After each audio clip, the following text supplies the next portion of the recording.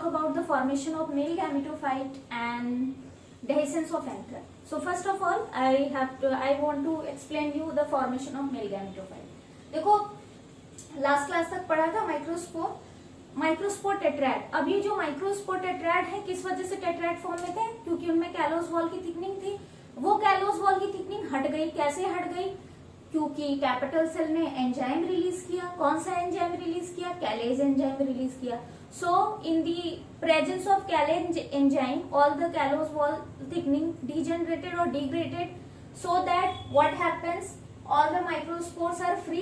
टेट्रैड खत्म हो गया. ये जो माइक्रोस्पोर्स हैं, अब इनके आगे क्या होगा भाई? ये माइक्रोस्पोर्स, अब इनके चारों तरफ वॉल बनेगी.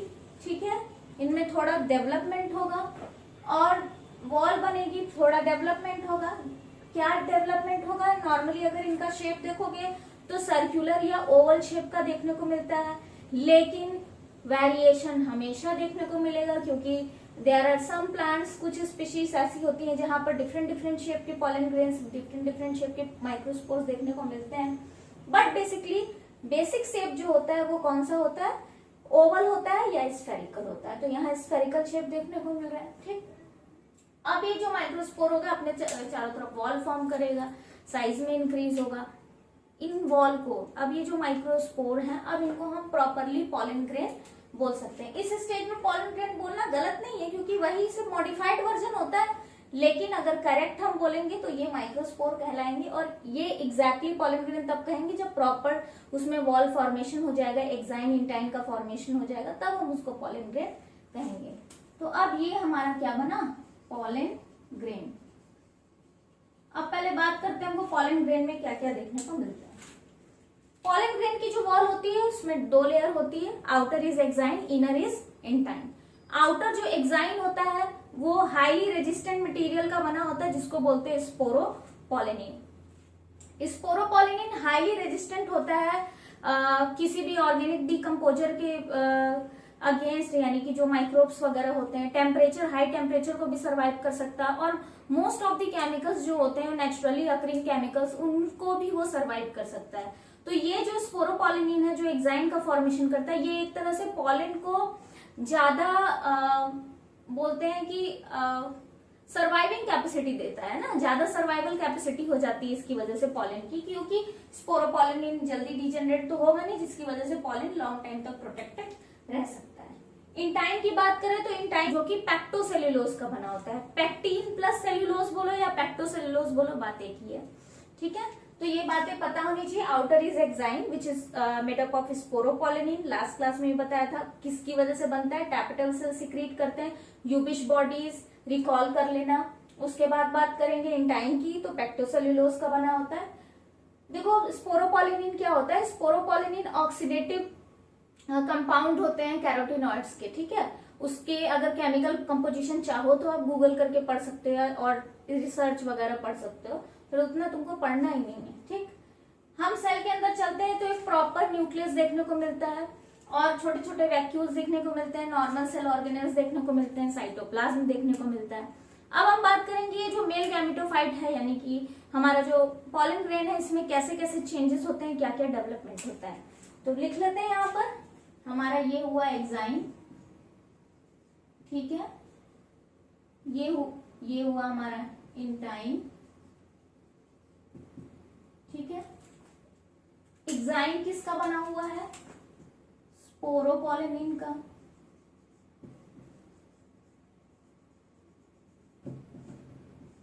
इंटाइन किसका बना हुआ है? पैक्टोसेल्यूलोज का.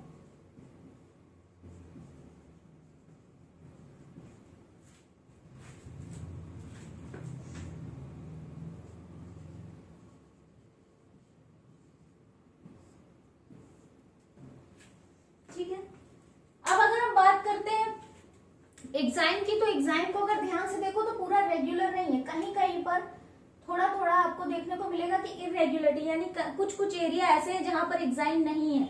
ठीक है, उस एरिया को हम बोलते हैं पोर, जर्म पोर या पॉलन पोर. ठीक है, बेसिकली जर्म पोर बोलते हैं.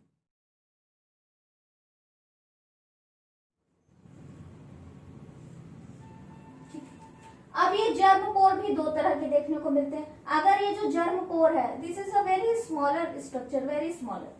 अगर ये जर्म पोर अगर राउंडेड शेप का है, ठीक है, तो यहां पर लिख लेते हैं जर्म पोर के बारे में, यही लिख लेते हैं, ठीक है। अगर ये राउंडेड शेप का है,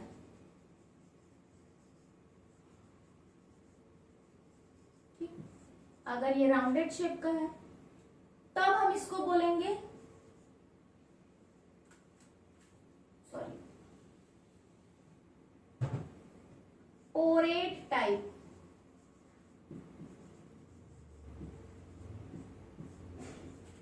ठीक है, अगर ये राउंडेड शेप का है तो हम इसको बोलेंगे पोरेट टाइप ऑफ जर्म पोर। अगर ये फरो लाइक है, अभी मैं डायग्राम बना के समझाती हूँ, देन इसको बोलेंगे कॉलपेट टाइप, देन इसको बोलेंगे कॉलपेट टाइप ऑफ जर्म पोर।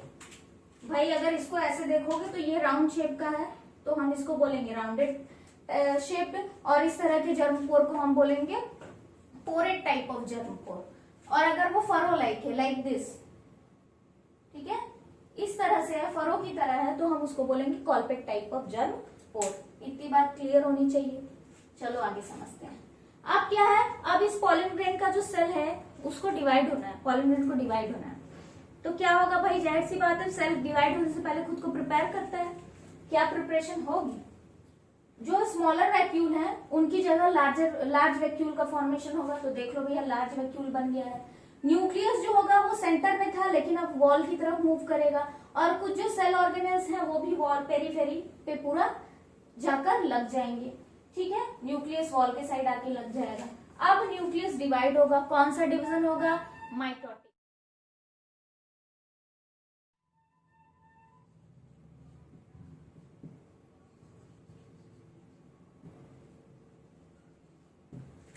ठीक है, कौन सा डिवीजन होगा, माइटोटिक डिवीजन। माइटोटिक डिवीजन होगा भैया, जो पॉलन ग्रेन था वो पहले से ही हैप्लॉइड था, तो माइटोटिक डिवीजन हुआ तो क्या बना, जो सेल या जो न्यूक्लियस बना वो भी हैप्लॉइड नेचर का होगा। तो जब माइटोटिक डिवीजन हुआ, कैरियोकाइनेसिस हुआ, दो न्यूक्लियस मिले। ठीक है, जो ऊपर वाला न्यूक्लियस है इसको हम बोलेंगे वेजिटेटिव न्यूक्लियस,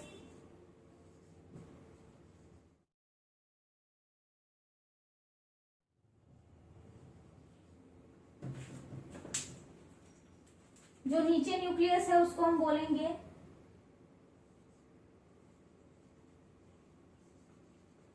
जेनरेटिव न्यूक्लियस। देखो, वेजिटेटिव न्यूक्लियस को ट्यूब न्यूक्लियस भी बोलते हैं। ठीक है, ट्यूब न्यूक्लियस भी बोलते हैं।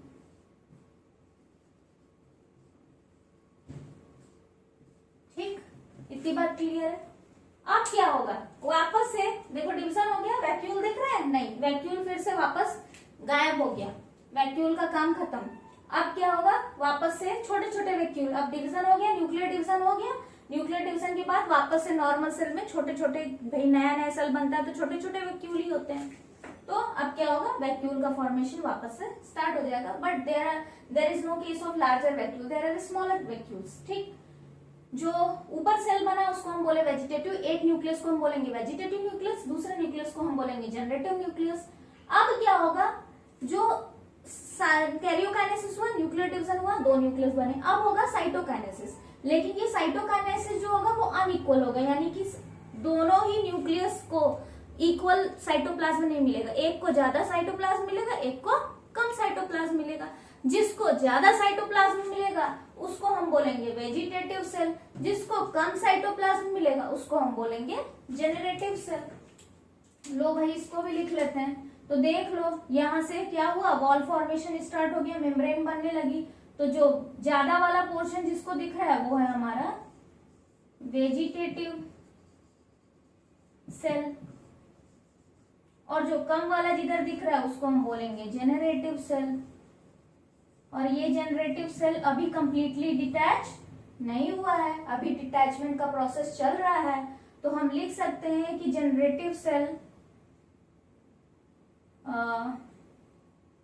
अटैच्ड टू द मेम्ब्रेन ये थोड़ा सा इस केस में membrane of intine,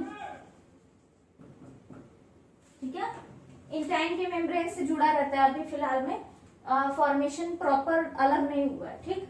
next step में हम क्या देखेंगे कि जनरेटिव सेल में प्रॉपर मेम्ब्रेन बन रही है। देख लो, पहले मेम्ब्रेन इस तरह से बनी थी, पहले देखो ऐसा बनना शुरू हुआ था, ठीक है, पहले ऐसा बनना शुरू हुआ था और धीरे धीरे धीरे धीरे धीरे धीरे ये पूरा इस तरह से कवर कर लिया न्यूक्लियस को, ठीक है। और फिर ये क्या होगा, अभी तो फिर भी नीचे के साइड से, यहाँ से मेम्ब्रेन से जुड़ा है ना, नीचे के साइड से देखो, यहाँ से मेम्ब्रेन से जुड़ा है ना, फिर ये डिटैच हो जाएगा। जब डिटैच हो जाएगा तो ये क्या करेगा, वेजिटेटिव सेल के अंदर इस तरह से तैरेगा ये सेल। तो देखो ये क्या हुआ, पहले इस तरह से कवर किया, ये हुआ, अब क्या हुआ, अब ये देखो स्पिंडल शेप का बन गया। नॉर्मली स्पिंडल शेप देखने को मिलता है,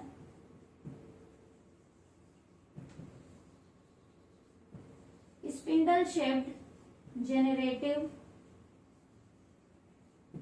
cell, spindle shaped generative cell. तो क्या हुआ, ये जो वेजिटेटिव सेल था उसके अंदर तैरने लगा, फ्लोट करने लगा।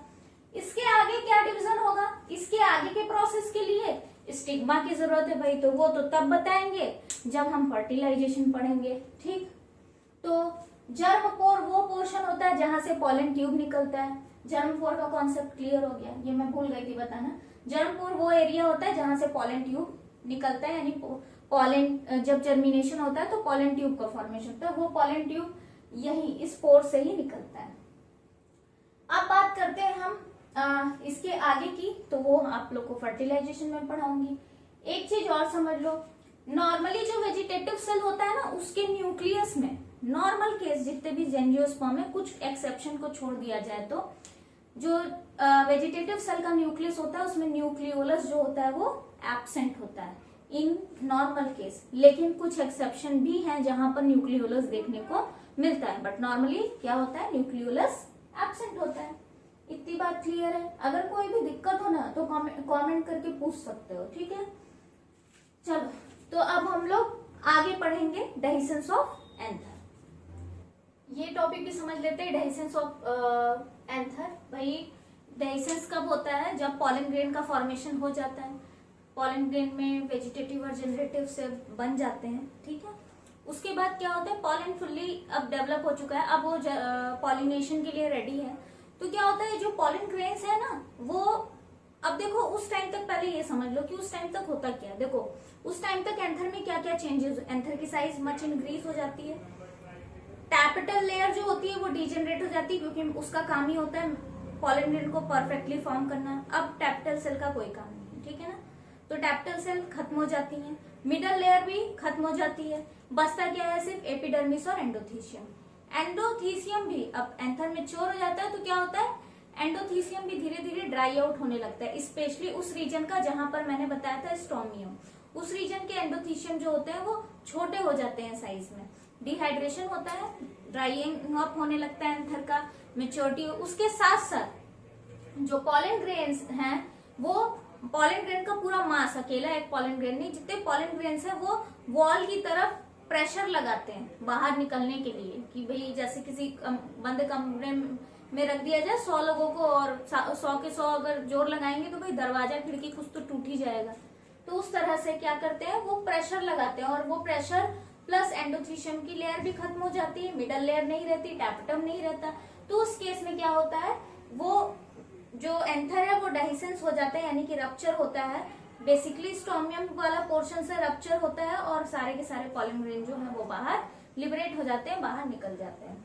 अब ये जो डेहिसेंस है वो 4 तरह का देखने को मिलता है। सबसे कॉमन जो डेहिसेंस है वो लॉन्गिट्यूडनल है, लॉन्गिट्यूडनल स्लिट के थ्रू, यानी कि इस तरह से लॉन्गिट्यूडनली रप्चर होना, लॉन्गिट्यूडनली स्लिट फॉर्म होना, लॉन्गिट्यूडनली एक धागे जैसे स्ट्रक्चर, फिलामेंट जैसा, और वहां से फटना। ये आप बहुत कॉमन है, हिबिस्कस में देख सकते हो, हिबिस्कस सब लगभग सभी देखे हो।